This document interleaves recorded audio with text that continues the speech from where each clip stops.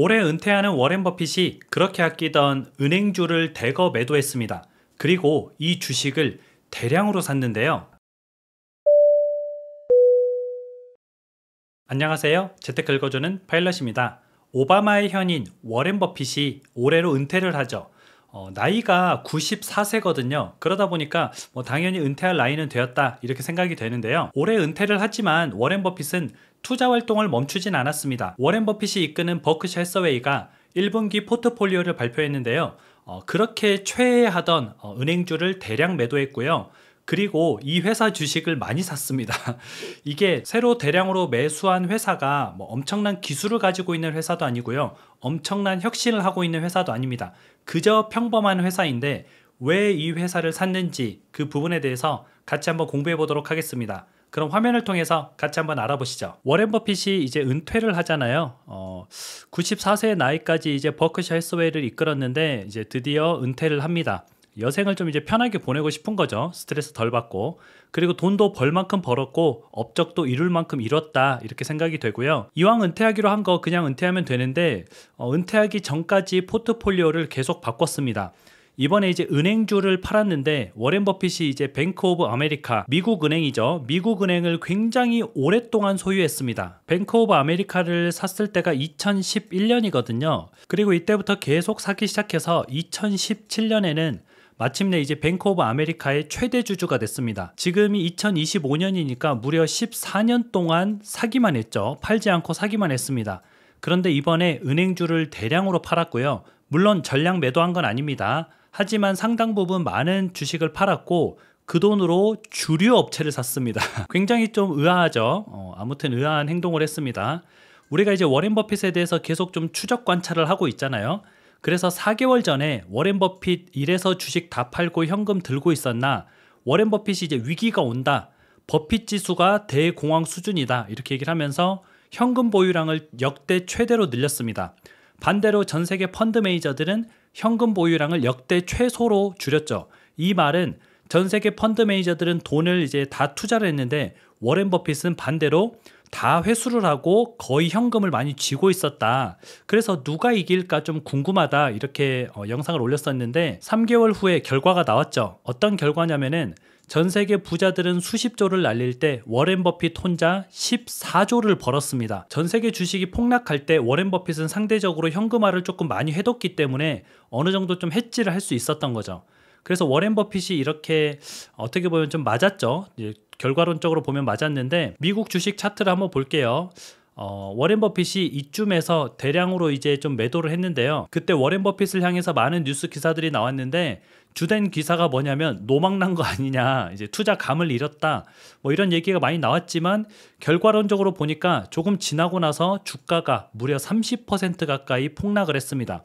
물론 지금은 이제 다시 어느 정도 반등해서 전고점까지는 아니더라도 어느 정도 좀 회복을 한 상태기는 해요. 그래서 전고점까지 얼마 남지 않게 회복을 하긴 했지만 결론적으로 30% 정도 폭락하는 그 순간을 겪었죠. 그래서 오바마의 현인인 워렌 버핏이 감이 떨어진 건 아닌 것 같아요. 우리가 그렇게 볼 수가 있고요. 결국 워렌 버핏이 맞았죠. 그럼 이번에도 맞을까? 그게 좀 궁금하잖아요. 이번에 시티그룹 1463만 주를 매도했고요. BOA, 뱅크 오브 아메리카죠. 4866만 주를 매도했습니다. 캐피탈 원 30만 주를 매도했죠. 이렇게 저렇게 매도한 걸 총 합쳐보니까 매도 금액이 4조 3천억 원입니다. 엄청나게 큰 돈을 매도했죠.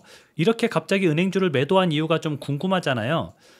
은행주를 매도한 이유는 금리 인상, 경기 둔화, 트럼프 이렇게 세 가지 들었는데요. 이 트럼프는 이제 돌려서 얘기한 거죠. 이게 무역의 좀 불확실성 이렇게 얘기했는데 결국 트럼프 때문에 무역의 불확실성이 생긴 거잖아요. 그래서 금리 인상, 금리가 인상되면 은행주들이 좋은 거 아니에요? 라고 생각할 수 있는데 금리가 인상되면은 대출을 잘 안 합니다. 여러분들 은행이 돈을 어떻게 버냐면 대출을 통해서 법니다. 대출이 많이 일어나야 은행은 돈을 버는 거고요. 금리가 적정한 수준이면은 대출을 통해서 돈을 벌기가 좋죠. 사람들이 많이 빌리고 적정 이자도 받고. 그런데 금리가 이렇게 막 올라가면 어때요? 저부터도 안 빌립니다. 비싸지면 안 빌려요. 반대로 싸지면은 빌리죠. 그래서 적절한 금리 인상은 은행에 도움이 되지만 좀 높은 금리 인상은 은행 입장에서는 수익을 떨어뜨리는 요인이 되죠. 그리고 경기가 둔화되면 돈을 잘 안 빌리죠. 경기가 활황이어야지 돈을 많이 빌리잖아요. 장사하는 사람도 빌리고 사업하는 사람도 빌리고 공장하는 사람도 빌리고 막 확장을 하니까 경기가 좋을 때 은행이 호황인데 경기가 둔화된다. 그리고 무역이 문제다. 이렇게 얘기했는데 트럼프가 문제다. 뭐 이렇게 얘기를 한 거죠. 이런 이유로 은행주를 대거 매도했고요. 물론 전량 매도한 것은 아닙니다. 하지만 상당 부분 많은 걸 매도했고 그런 와중에도 사들인 종목이 있습니다.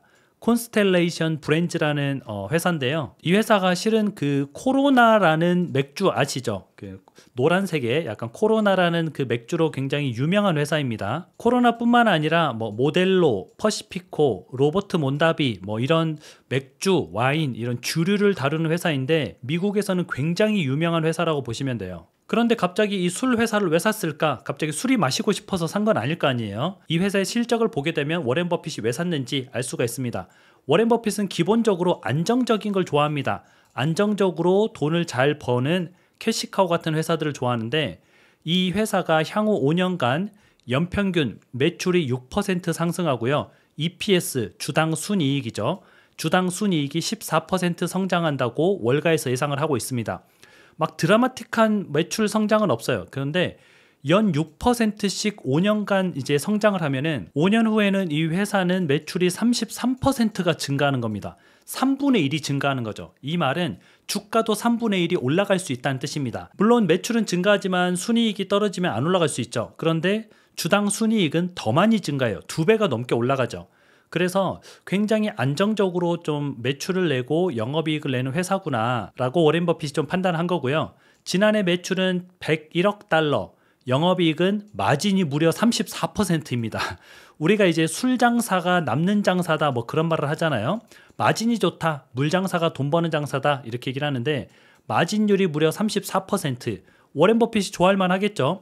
매출 잘 나와, 영업이익 좋아, 뭐 주당 순이익 좋아 이러면 뭐 굳이 투자를 안 할 이유가 없어 보이는 겁니다.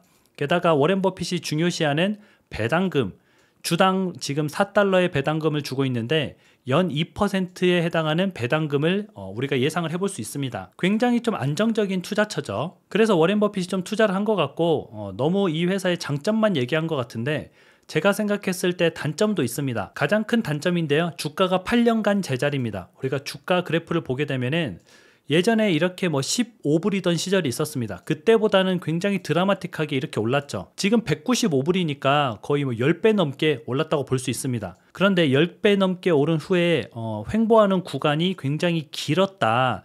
지금 보게 되면은 10배 넘게 오른 기간 동안 지금 횡보를 하고 있습니다.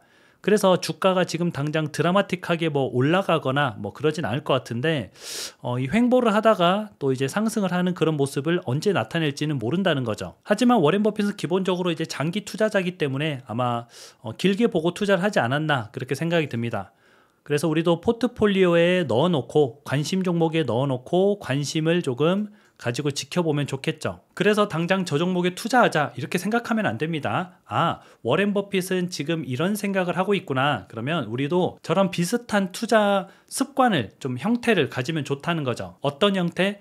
굉장히 안정적으로 매출이 증가하면서 순이익도 증가하고 마진도 높고 배당도 뭐 조금이지만 주는 그런 기업을 우리도 투자하면 좋을 것 같아서 오늘 사례로 한번 말씀을 드렸습니다. 그럼 오늘 방송은 또 여기까지 하고요. 앞으로도 이런 유익한 정보가 있으면 여러분들한테 바로바로 알려드리도록 하겠습니다.